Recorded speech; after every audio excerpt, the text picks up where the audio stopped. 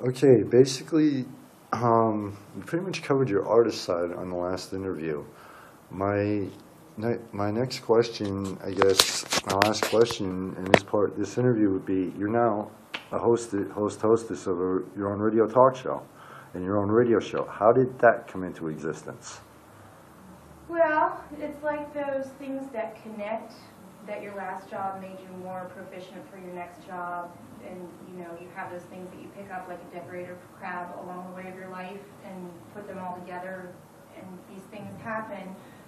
I was on the radio show a lot when I lived in Arizona, in Prescott, Arizona, and I worked with Roy Jenkins at Prescott Valley Civic Center, and he was part of Parks and Rec, and they had a radio station out there that I was on a great deal. And I kind of would just come on and be my artist self, and I would be in my painted clothes or my clay clothes and smile and speak on these somewhat, not political, but civic, the mayor's show, what's going on in the city of Prescott Valley, and I would come on with clay and tell the host, hey, play with this clay today, you're going to get your nails dirty. These are my classes at the Parks and Rec place, and I started kind of just developing a persona back then that I really enjoyed, and just kind of being out there and getting excited about stuff, kind of making art a commercial, hoping to make it more attractive for people. And that's a long time ago, that's over 6 years ago, and I did that before I moved, and I helped promote my own stuff, like my art classes, etc., etc. So since I've been back in Pennsylvania for the last 6 years, I started in Boyertown, and I had my gallery and studio. I paid and had, what was her name, Jennifer Hetrick from News Not Blues, a great little publication that she writes and puts out herself and pays for by herself.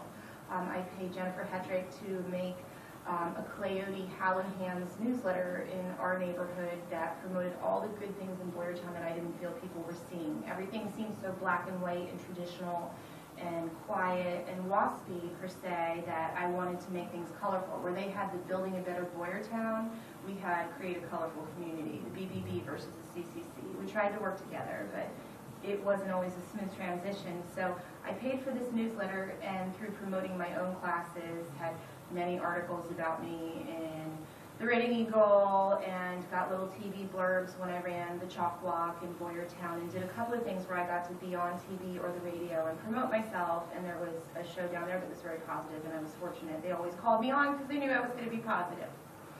So I closed my gallery and studio to take care of my own family, and realized that I taught for 20 years and I'm only 39, and that's awesome. I don't get a 401k, but I'm kind of retired from teaching, and I feel like when you give more knowledge, you get more knowledge.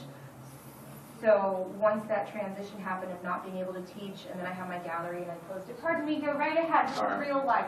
Okay. Yeah. Over learning that I was teaching people to be creative, and I had the shop and I closed it. I had a year off, and we had a transition where we moved our farmhouse. I had some things I needed to do to keep my kids safe and healthy. We had life tragedies with children and divorces and all kinds of stuff, and we moved across the country, and I realized I was putting my own kids into daycare or after school till 6 o'clock while I was running around and supervising 14 other after school programs. So my kids sat in a building that I paid $900 a month for while I was running around playing and teaching and therapeuticizing everybody else's children.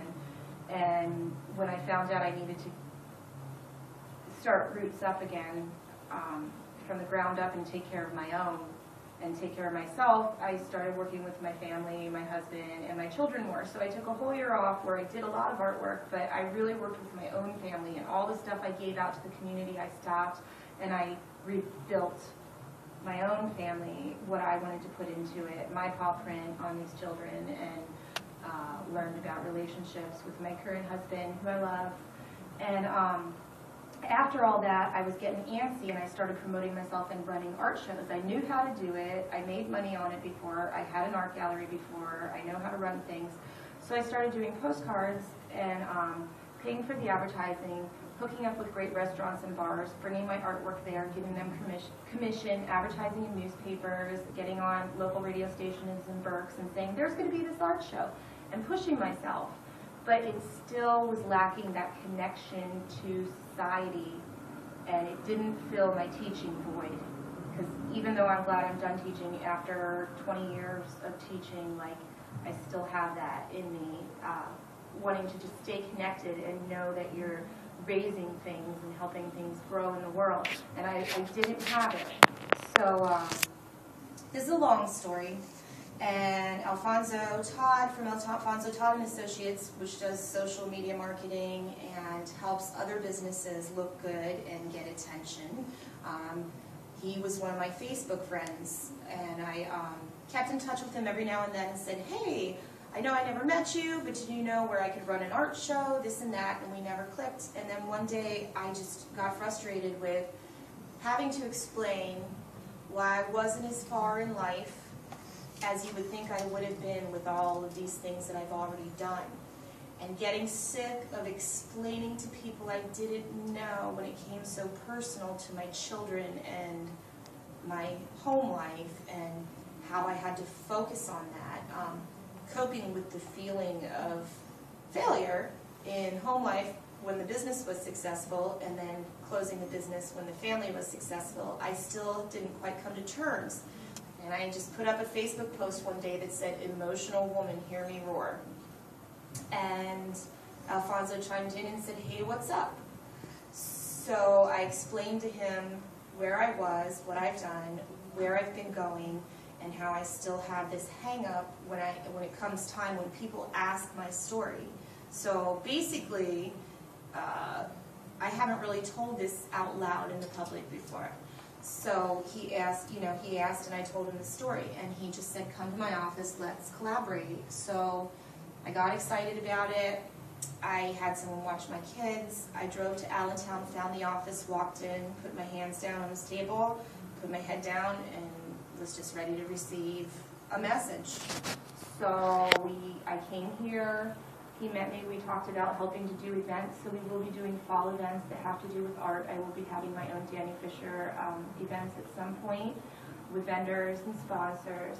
But while I was talking to him, he said, go ahead and come have a radio show. And I had so many connections before.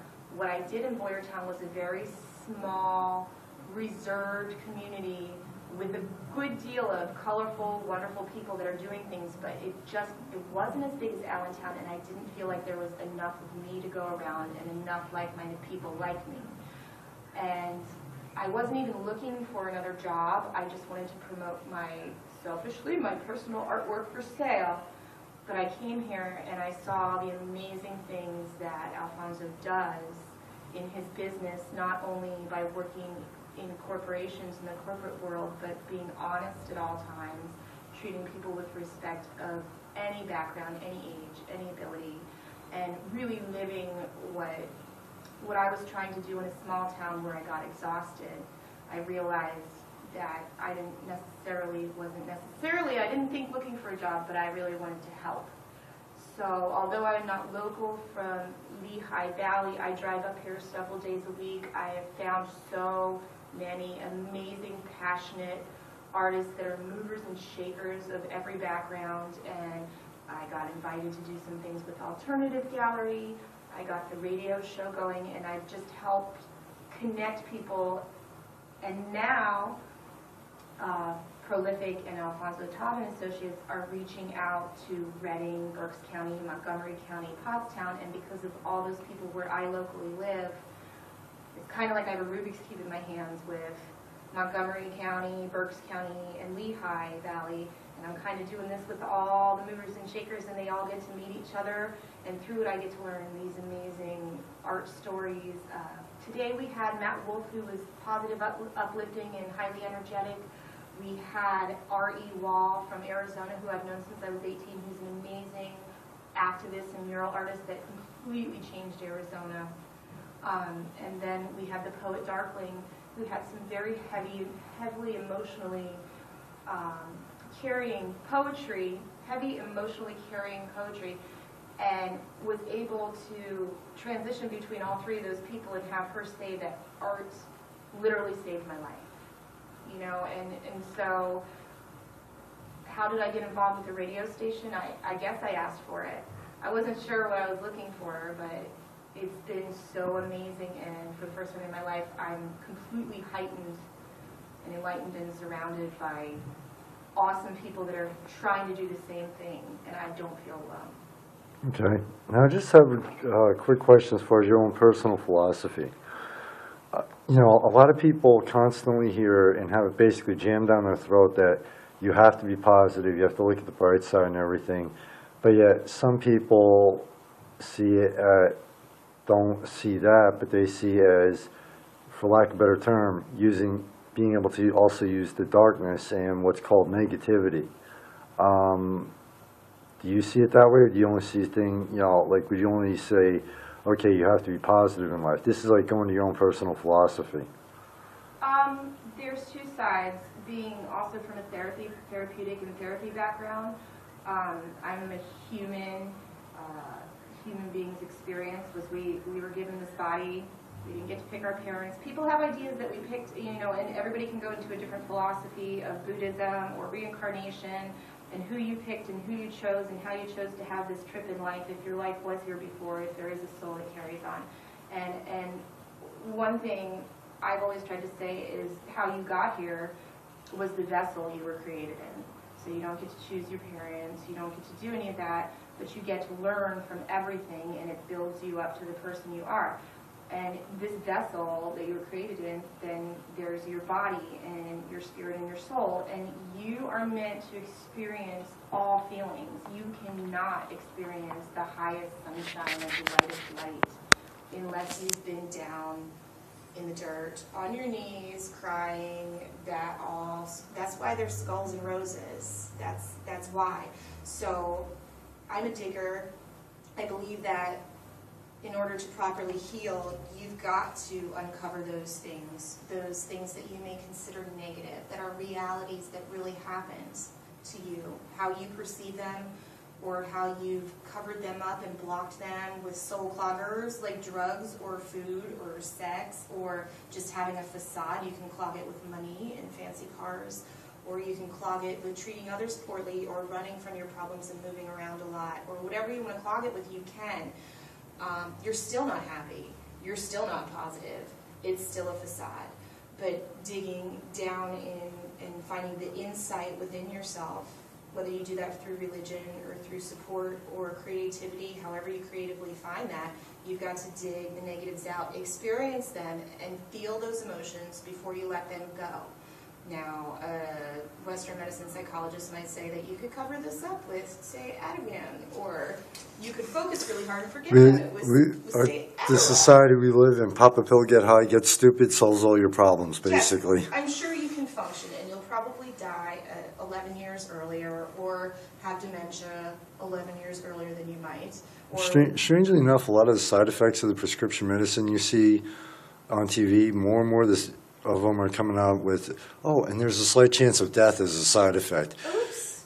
Killed your, you know, I know, but we'll just put our children on didn't die your heart condition, didn't die the allergies, but you know what? So at least you didn't die of what you were being treated for. McDonald's, have everything fixed. Hey, I like McDonald's. I like McDonald's. I hate McDonald's. Go ahead and take that. I will take your money though if you want to pay me for. I was talking about it's cheap food. Food sucks. I was talking about it's cheap food. So, anyway, you have to experience all those to feel the light. Now, to stay in the light, the discipline is to balance everything completely, constantly release and feel those things that you're dealing with in your human body, in your soul. But you won't be able to feel that light anyway until you do that and let them go. Now, the discipline is to stay in the light more, to feel light. Like, well, if I got rid of all the stuff that I was lying to myself about, I'm going to be in the light. And then to stay there when there's so many forces around the world that can push and shove you, that you don't know when they're coming, that's discipline. And there are ways to cleanse yourself, clean yourself. There are ways to take a break. There are ways to exercise more, which I need to do. There are ways to be around people and select your surroundings to a degree. There are ways to create the light by drawing. I just did a painting of Little Red Riding Hood, who was a skeleton lady walking through the spooky forest. And I thought, ooh, I'm letting out my dark emotions. Somebody told me I was too happy and I need to let out my dark emotions. So I did this Skeleton lady walking through the woods with a basket, looking all reaperish with trees, and then I did it, I felt that, and then I had a whole bunch of wolves wagging their tail, can't wait for mommy to come home at the end of it. So That's cool. So they balance each other out. I think that is the light. Okay. Now, final question. Advice to people, whether it's, you've done so much in so many different areas. Advice to people about going after their dreams and what they want to do in life, even if it's not, like the mainstream society tells us to do. Any advice to people? I think that it's always really easy to say, oh, F them. They don't understand me. They don't get me. F them, I'm going to do it anyway. And that's liberating to a degree. You've been doing it since you've been getting older and your parents have been getting younger. You eventually become the parent. You can always fight and be righteous and make it a warrior situation, and the warrior definitely comes into play. But I have a hard time not staying in warrior mode and not getting back to my soft self if I do that too long. I don't want to get too hard, so I've selected to even those people that I don't want to surround me too much, that make me feel negative about myself, that make me second guess myself, even if I select not to hang out with them or not to listen to that, maybe not even to answer the phone, not even to answer the door if it's a family member that's concerned about you because all of a sudden you want to do music or whatever it is, because I know people like that. I have people with wives like that that don't want their husbands to do music and he should just work and provide for the children. It happens. But instead of just, like, you can kind of separate yourself physically from them, but I can never let it go until I discipline myself in compassion for why they are the way they are and how fearful they must be and how unhappy they must be to want to take that from me, and bless them and heal them and hope that they find their way. And that's me. I've tried those other ways, and I have a hot head just like everybody else and will say what I feel and mean what I say, but I can never truly let it go and believe that I'm the better person for it, or not even the better person, but that I'm doing right by why I'm here, unless I have compassion for those people.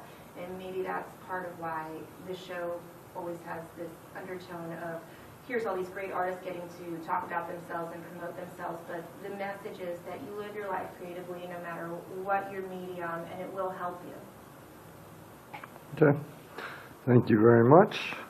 And by the way, perfect. Let me just hit the stop. Hold on 1 sec.